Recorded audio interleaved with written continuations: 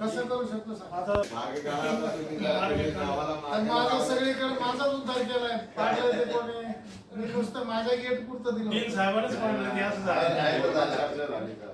आपका स्टेटमेंट मुझे बहुत बुरा लगा कि वो मेरे नाम से लगा.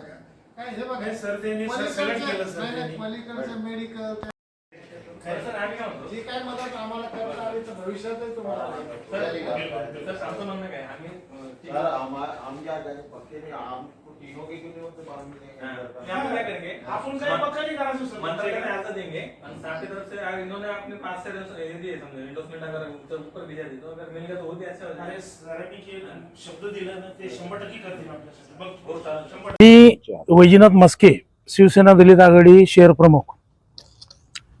काल घाटी गेटला जे महानगरपालिकेनं अतिक्रमण केलं, ज्यांचे ज्यांचे दुकानं म्हणजे टोटल सगळ्याचे दुकानं गेले. आज जे आहे तर त्यांच्यावर बेरोजगारीची वेळ आलेली आहे, ज्यांचे दुकानं गेले त्यांची. आज आम्ही जे आहे तर या प्रसंगी डीन साहेबाला भेटलो. डीन साहेबाला विनंती केली, निवेदन दिलं का ज्या लोकांचे बाहेर जे दुकानं होते त्यांचे दुकानं जमीनदोस्त झाले, अशा लोकांना तुम्ही घाटीच्या आतमध्ये जे आहेत तर त्यांचा रोजगार व्यवसाय चालू करायसाठी छोटी छोटी जागा त्यांना देऊन जे आता त्यांच्या परिवाराचं जे पालन पोषण करतील अशी त्यांना विनंती केली.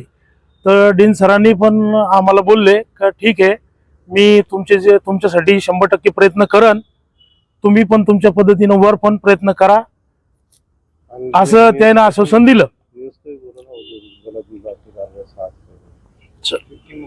आणि अजून दुसरी गोष्ट, डीन साहेबांनी जे आहे तर एक योजना आखलेली आहे का घाटी दवाखाना चिठ्ठी मुक्त करायचा.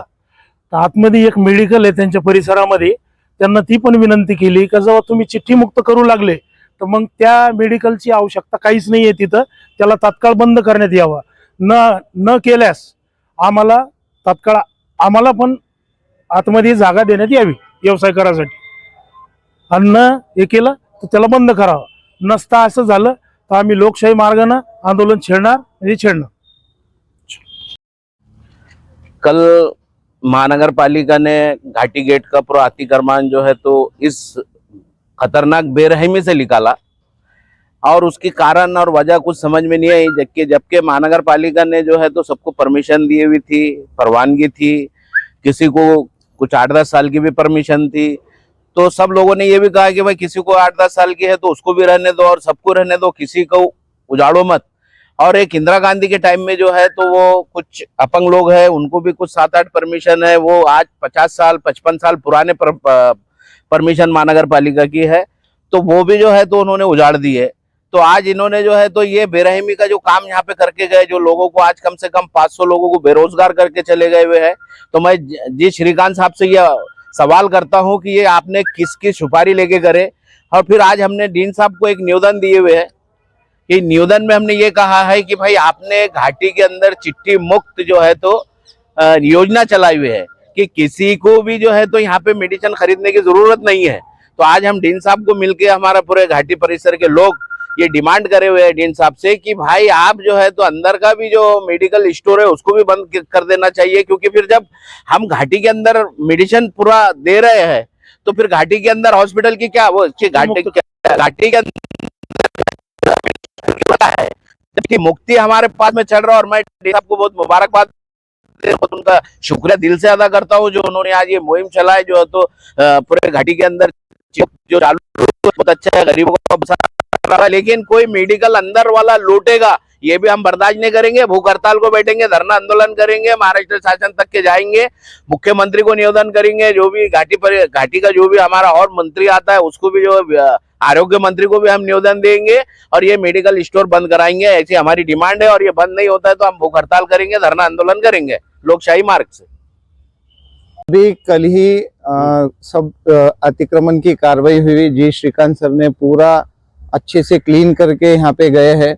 अभी लोगों की तकलीफ चालू हो गई है, फ्रूट नहीं है, साथ में जूस नहीं है, चाय नहीं है, पानी की बोतल नहीं है, सब लेने के लिए गरीब लोगों को जुबली पार्क तक जाना पड़ रहा है। सबसे पहले तो ये समस्या है, उसके बाद में ऐसा नहीं कि घाटी चिट्ठी मुक्त है, बहुत से चीज घाटी में लगी जाती है, इमरजेंसी मेडिसिन कुछ। अब वो भी ढूंढते ढूंढते लोगों को 50 रुपए की मेडिसिन ढूंढने के लिए 100 रुपए का पेट्रोल खर्चा करके 100 रुपए का रिक्शा लगा के अगर वो लेना पड़ेगा तो वो भी मेरे हिसाब से सही नहीं है। अब साहब बोल रहे हैं कि चिट्ठी मुक्त कर देंगे, चिट्ठी मुक्त करेंगे तो फिर अंदर का मेडिकल क्या कर रहा है, सबसे पहले वो भी बंद कर दो, क्योंकि अब चिट्ठी मुक्त का अभियान है, बहुत बड़ा अभियान है, पूरे महाराष्ट्र में होना चाहिए। और अंदर के सभी दुकान, मैंने तो सुना है कि अंदर की दुकान शायद अजित दादा पवार, पार्थ पवार के नाम पे है, तो ऐसे लोगों के जो राजनीति लोगों के नाम पे दुकान है तो ऐसे लोगों को तात्काल गवर्नमेंट ने बंद कर देने को ना।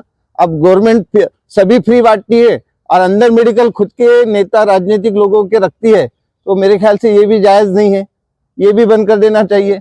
और कुछ करप्शन हो रहा होगा तो उसके ऊपर भी जी श्रीकांत साहब ने ख्याल देना चाहिए।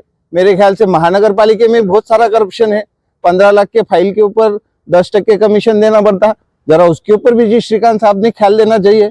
अतिक्रमण लोगों के गिरा के और लोगों को बेघर करने के बाद में वो तो बहुत अच्छा काम करे उन्होंने, मगर थोड़ा सा अपने डिपार्टमेंट के अंदर भी जो लेन देन का काम चलता, परमिशन का काम चलता, परमिशन देने के लिए पैसे लिए जाते, जरा इसके बारे में उनके खुद के खाते के कुछ पीए ये अधिकारी लेते हैं पैसे।